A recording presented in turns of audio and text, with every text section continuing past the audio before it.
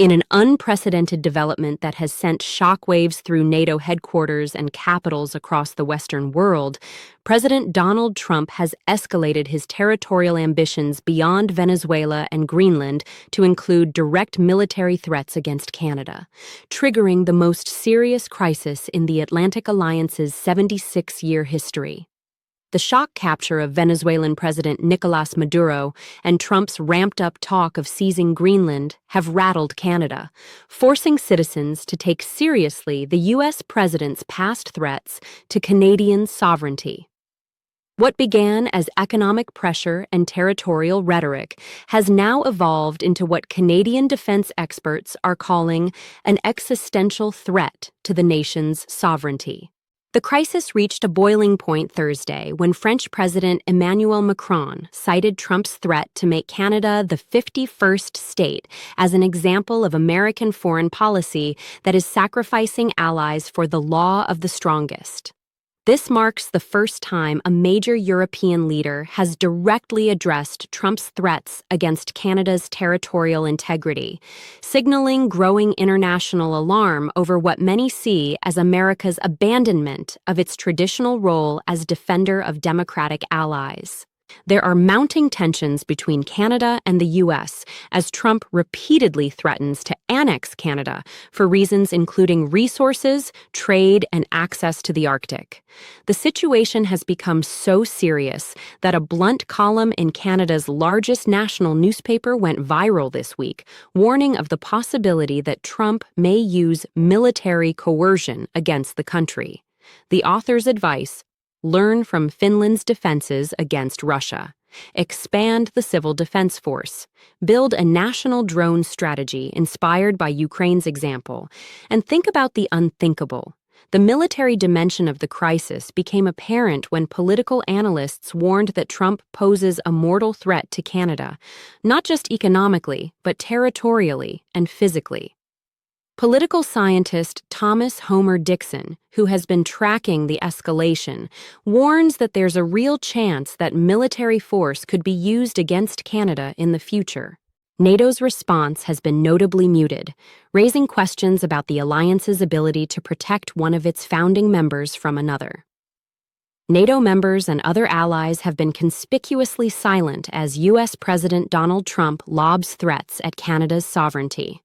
This silence is particularly troubling, given that Article 5 of the North Atlantic Treaty says, "An armed attack against one member of the alliance will be considered an attack against them all." The implications for NATO's credibility are staggering. Should the darkest hour come and the United States uses military force to annex Greenland, the essence of Article 5 and collective defense within NATO would lose its meaning. As Norwegian Minister of Foreign Affairs Espen Barth Eide recently put it, "The idea of NATO will be broken if the U.S. takes Greenland." The same logic applies to any military action against Canada. Canadian Prime Minister Mark Carney has been forced into a delicate balancing act, attempting to maintain diplomatic relations while preparing for the worst. Trump's actions have caused widespread distrust of the U.S. in Canada and prompted the ruling Liberal government to forge new defense alliances, particularly with European countries. Foreign Affairs Minister Melanie Joly confirmed that, "We need new partnerships. We have an over-reliance on American procurement, particularly in the defense sector." The strategic shift is already underway. Canadian Prime Minister Mark Carney revealed he has ordered a review of Canada's purchase of the Lockheed Martin F-35 fighter jet. The Canadian government committed in January 2023 to spending $13.2 billion for the purchase of 88 F-35s from the U.S. This move signals Canada's determination to reduce its military dependence on a country that now threatens its very existence. Meanwhile, on Tuesday, Carney announced Canada was strengthening its defense relationship with Australia by partnering with that country on a new over-the-horizon radar to monitor threats to the Arctic. The radar project is estimated to be worth $4.2 billion and would utilize Australia's Jindalee operational radar network. The European response has been swift and decisive. Multiple sources confirm that European allies are considering unprecedented measures to protect NATO's integrity. Statements clarifying that Greenland belonged to the Greenlanders came quickly from the Nordic and Baltic capitals, and then British Prime Minister Keir Starmer followed suit, before he was joined in a statement on Tuesday by France, Germany, Italy, Spain, Poland, and Denmark. German President Frank-Walter Steinmeier escalated European concerns further, stating in remarks that Trump's actions and comments show global democracy is being attacked as never before. A new poll reveals the depth of European anxiety. 76% of Germans surveyed now felt the United States was not a partner that Germany could rely on, an increase of 3 percentage points since June 2025. Only 15% felt Germany could now trust the United States, the lowest level recorded in the regular survey of attitudes. The crisis has exposed fundamental contradictions in NATO's structure and purpose. During his interview on Air Force One while traveling to the June 24-25 NATO summit in The Hague, President Trump was asked whether the U.S. would honor Article 5 if Russia attacked a bordering NATO member. In a stunning response to millions of Europeans who border Russia, who thought they knew that Article 5 meant an attack on one member is an attack on all, Trump stated that it was just a question of interpretation, what this core obligation meant.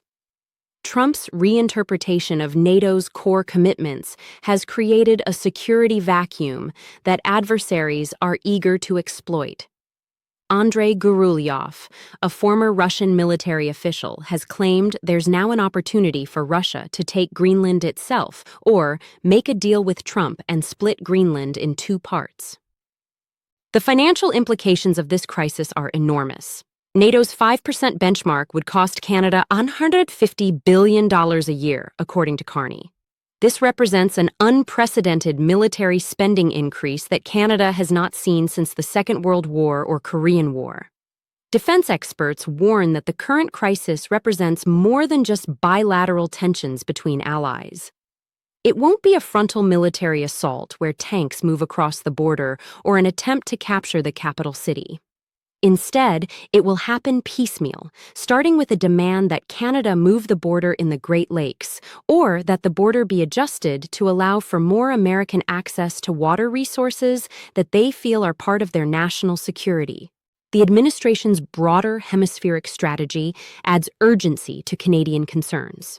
The administration's declaration that "this is our hemisphere" makes Trump's earlier comments about annexing Canada seem ever less like mere insults aimed at former Prime Minister Justin Trudeau or negotiating tactics in his trade war with current PM Mark Carney. Military analysts suggest the threat is both imminent and systematic. Philippe Lagacé, an associate professor at Carleton who specializes in defense policy, said one plausible scenario could involve a problem that Canada can't handle on its own, such as a major natural disaster or attack on its electrical supplies to the U.S.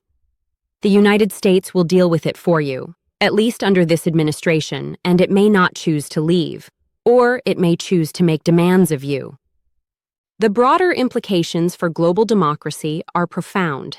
Trump's actions have generated bursts of nationalism that provide both countries with opportunities to make fundamental changes in their relations with the United States. As long as Trump continues to threaten Canada and Mexico, both countries will find it possible to implement transformative policies that move them away from their subordinate positions on the U.S. European leaders are now openly questioning America's reliability as an ally. In an address to French ambassadors at the Élysée presidential palace on Thursday, Macron said, "It's the greatest disorder, the law of the strongest, and everyday people wonder whether Greenland will be invaded, whether Canada will be under the threat of becoming the 51st state of the United States, or whether Taiwan is to be further circled. The crisis has fundamentally altered North American security dynamics. Geography provides the United States with unique advantages. Not only is the United States insulated from threats to its security by the oceans along its coastlines, as Trump himself has recognized, but it shares borders with countries to the north and south that pose no military threat. By maintaining close relations with Canada and Mexico, the United States has acquired geopolitical security that is the envy of great powers across the world. Trump's threats jeopardize this strategic advantage. Trump's pattern of territorial demands extends well beyond Canada. At various points in his presidency, he's also threatened Greenland, Panama, and Syria. Following the U.S. capture of Venezuelan leader Nicolas Maduro last weekend, President Trump has suggested multiple Latin American countries might be next, citing the so-called Monroe Doctrine. White House spokesperson Anna Kelly stated that President Trump's first instinct is always diplomacy, adding, "The president always has a host of options at his disposal, and all of his actions have put America first while making the entire world safer." The Venezuelan operation has emboldened Trump's territorial ambitions. He has threatened military action in Colombia, citing the country's cocaine factories and production as part of his war on drugs. Trump has pointed to Colombian President Gustavo Petro, an ally of Maduro, as a threat, saying multiple times that he has to watch his ass. When asked about a potential military move within Colombia, Trump's answer was simple: "Sounds good to me." Military action against Mexico may not be out of the cards either. "Something's going to have to be done with Mexico," Trump told Fox News on Saturday. His administration has also launched several large-scale airstrikes across Syria after threatening the country following the killing of 2 American soldiers. The international community is scrambling to respond to what many see as America's transformation into what one analyst called a predator nation. The U.S. no longer claims exceptionalism, a role as a global policeman that supposedly justified its breaches of the sovereignty of others, in wars, and interventions such as the invasion of Panama to abduct strongman Manuel Noriega 36 years ago. Trump just doesn't accept the sovereignty of other countries except as asserted by power. His deputy chief of staff, Stephen Miller, insisted that Denmark has no claim to Greenland, in much the same way that Vladimir Putin insisted that Ukraine is not a real country. That's unsettling to the world's democracies, particularly Denmark, of course, but also to the broader principle of national sovereignty that has underpinned international law since World War II. NATO Secretary General Mark Rutte has struggled to maintain alliance cohesion while avoiding direct confrontation with the United States. When asked recently about the potential of a trade war among allies and the bellicose rhetoric coming from the White House, Rutte responded, "There are always issues between allies, sometimes bigger, sometimes smaller, but I'm absolutely convinced that we will not get in the way of our collective determination to keep our deterrence strong."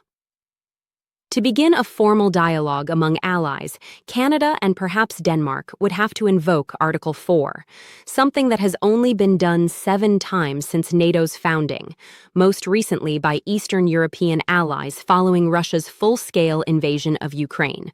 Former top NATO official Fabrice Potier, who was Director of Policy and Planning with the Western Military Alliance until 2016, said it's clear the strategy of allies is to not escalate the dispute at this time.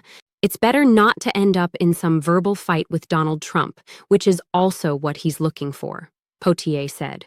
What Western leaders need to be asking themselves at this moment is what kind of future there is for NATO if Trump makes good on his annexation threats, he said. Potier said they also need to be thinking creatively about alternative power structures. The crisis has forced a fundamental reassessment of Western security arrangements. Canada has confirmed it has been in negotiations with European government officials about a joint defense alliance that would include joint procurement projects. The negotiations are at an advanced stage and were prompted, in part, by President Donald Trump's threats to annex Canada. This represents a historic shift in Canadian foreign policy. Before becoming Prime Minister earlier this month, Carney voiced support for boosting Canada's defense budget, but also questioned the wisdom of Canada spending up to 80% of its military equipment budget on U.S. systems, particularly when the American government is threatening economic harm against Canada. "We need to spend more of that money here in Canada," he said in February. The transformation of U.S.-Canada relations from the world's longest undefended border to a potential conflict zone represents one of the most dramatic geopolitical shifts in modern history. It still really is unthinkable that the U.S. would invade Canada, according to many analysts.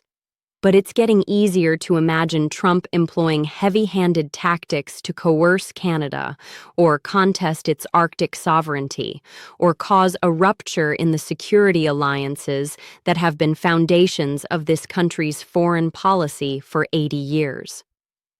The psychological impact on Canadians has been profound. Public opinion polling shows a dramatic shift in Canadian attitudes toward their southern neighbor. The countries are starting a scheduled review of the trade deal Trump signed in his first term, the US-Mexico-Canada Agreement. It has the potential to become a forum for the airing of every Washington grievance against Ottawa.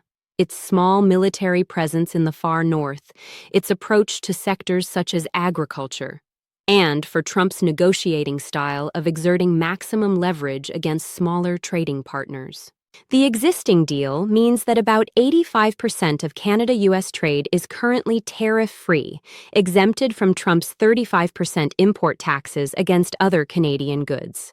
But that blessing is also a sword of Damocles for Canada, as Trump merely has to threaten to cancel the exemption or blow up USMCA to create havoc. Businesses overwhelmingly say ending the trade accord would hurt the U.S. economy, but Trump appears willing to accept economic damage in pursuit of territorial gains. As this crisis unfolds, the international community watches with growing alarm. The stakes could not be higher. NATO faces its greatest existential crisis since formation. Canada confronts threats to its very sovereignty, and the post-World War II international order trembles under the weight of American unilateralism. Whether diplomatic solutions can prevent this crisis from escalating to actual military confrontation remains the paramount question facing Western democracy in 2025. The precedent being set extends far beyond North America. If the United States can threaten military action against democratic allies with impunity, what message does this send to authoritarian regimes around the world? The crisis represents not just a threat to Canadian sovereignty, but to the entire principle of international law and the rules-based order that has maintained relative peace since 1945.